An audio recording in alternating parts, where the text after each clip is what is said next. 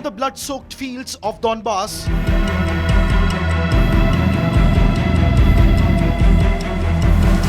to the fog-shrouded halls of Geneva, today marks a pivotal clash in the quest for Ukraine's peace. E3 delegations representing the United Kingdom, France and Germany will meet EU and US partners to salvage President Trump's 28-point plan. But with November 27th deadline ticking, the war Trump vowed to end smoothly enters its fourth year.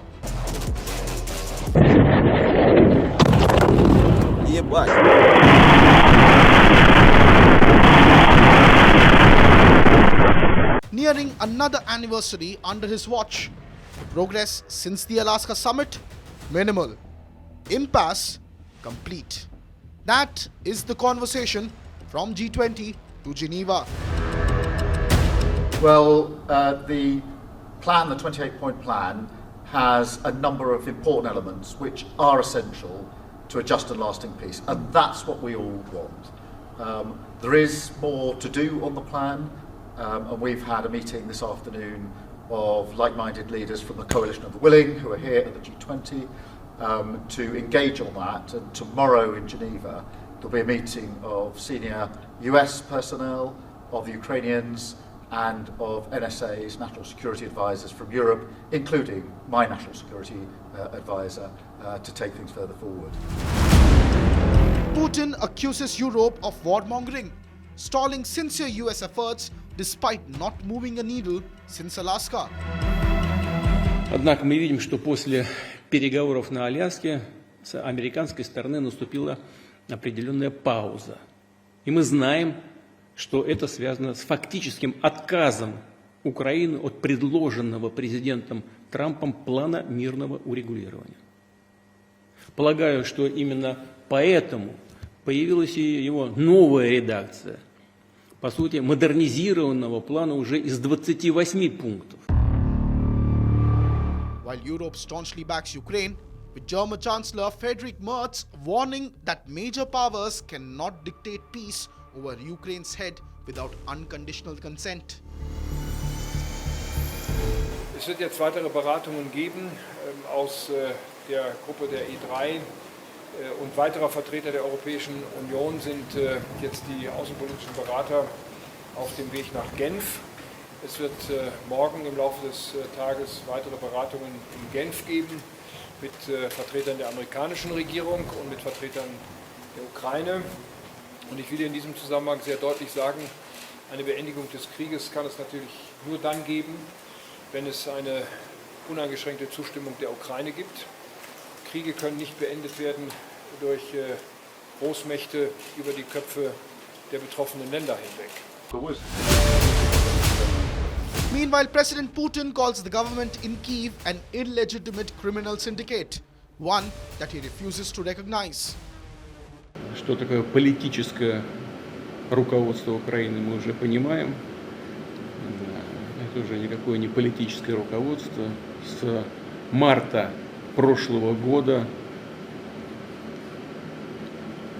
группа лиц, это преступная группировка, организованное преступное сообщество, которое с марта прошлого года узурпировало власть и под предлогом необходимости продолжения войны с Россией удерживает эту власть на Украине с целью личного обогащения. The British Prime Minister Keir Starmer, however, who once floated the idea of boots on the ground, has doubled down, asserting that Article 5 guarantees from the United States are essential for peace.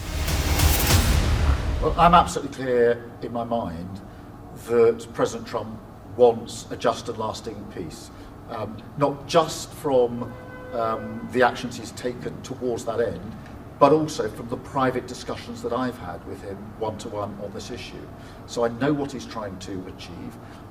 We all want to achieve that, and that is what our focus is. I think it is important to say that one of the elements in the 28-point plan is the security guarantee from the US, an Article 5 guarantee. That's about the strongest guarantee that can be put forward. One thing is clear, all sides are wary to irk Trump, but none are willing to walk the talk. I would like to get the peace. It should have happened a long time ago. The Ukraine war with Russia should have never happened. If I were president, it never would have happened. We're trying to get it ended. One way or the other, we have to get it ended. As the Russian winter looms, Zelensky is running out of options. Не так це все просто, як кажеться, на перший погляд. Війна ще не скоро закінчиться. Поки живий Путін, вона буде довго йти. І поки Європа буде спати, і весь світ буде на це просто так лояльно дивитися, будемо так, я вже м'яко буду говорити, не хочу, як кажуть, крепких слов по цьому поводу. То таке буде продовжуватися, ми ще будемо довго вмирати. Зараз один з найважчих моментів нашої історії. Зараз тиск на Україну один з найважчих. Зараз Україна може опинитися перед дуже складним вибором. Або втрата гідності, або ризик втрати ключового партнера. Або складні 28 пунктів, або вкрай важка зима. Найважча та подальші ризики. Життя без свободи, без гідності, без справедливості. І щоб ми вірили тому, хто напав вже двічі. Yet Putin mocks illusions of Ukrainian victory, warning of repeats like Kupiansk and blaming Kyiv's refusal for the Alaska pause and the plan's updated 28 points. Если в Киеве не хотят обсуждать предложение президента Трампа и отказываются от этого, то и они, и европейские поджигатели войны должны понимать, что события, которые произошли в Купянске, будут неизбежно повторяться и на других ключевых участках фронта. Может быть, не так быстро, как нам бы того хотелось, но неизбежно это будет повторяться. Experts are now dissecting the quagmire to three salient points, from Moscow's new realities demands to Washington's stalled promises and Kyiv's unyielding red lines. At the heart of the plan is the question of territorial lines, NATO status and sanctions. While Zelensky won't cede any land, Putin isn't budging on recognition of gains, while Trump's sole motive is to seek a win before the midterms. Well, look, the president has already stated that the goals of the special military operations needs to be fulfilled, and these goals have literally not changed in 2022. So that would be the demilitarization and denazification of Ukraine, the defense of the people who were subjected to the so-called anti-terrorist operation for 8 years by the Kyiv authorities, and also neutral status for Ukraine. So that means that everything pertaining to NATO membership has to be off the table. While Moscow's baseline is locking in the annexation and no NATO for Ukraine, there lies Washington's predicament: inability to bargain Ukraine's sovereignty. Donald Trump claimed he could end the Ukraine war in his first day in office. Unfortunately, that didn't happen. And it didn't happen because especially the Ukraine side and the US under Biden were clinging to some myths. First of all, they believed that if the West, if US and NATO kept providing arms and funding, then Ukraine would be able to win back the territory that the Russians had taken.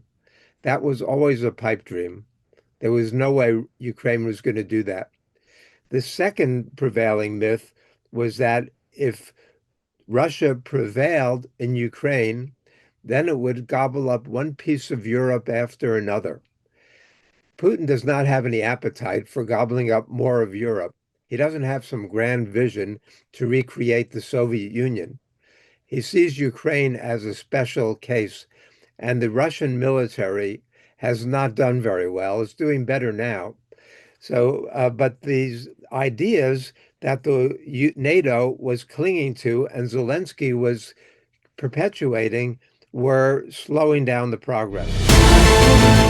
From From Alaska's false dawn to Geneva's grit, Trump's summits have yielded only drafts and no resolutions. Now his new deadline increases questions if this is just a last gasp before holidays turn to hard lines. Irrespective of the deadlines, Kyiv's stance is unchanged since Alaska. No territorial giveaway and full sovereignty. Well, it's not very easy question, but in general, Ukrainian red lines are the next. Independence and sovereignty of Ukraine must be preserved by this agreement, and Russia cannot have a vote on Ukrainian future inside of European Union and NATO. Ukraine will not recognize official or unofficial occupied lands like Russian lands, and Ukraine is still demanding the strong security commitments, strong security guarantees, which also must include the collective defense principle, not only assurances about the future military supplies. So we have these three big pillars of red lines. Other topics and other points of that Trump's peace plan could be discussed, of course. Meanwhile, Moscow is betting on time, with Trump entering the crucial midterms year in 2026.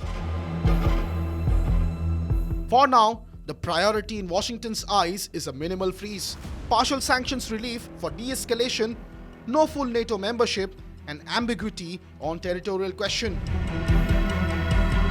It's very important that Ukraine not be humiliated, that it doesn't look like a total surrender on Ukraine's part, because we want this agreement to hold.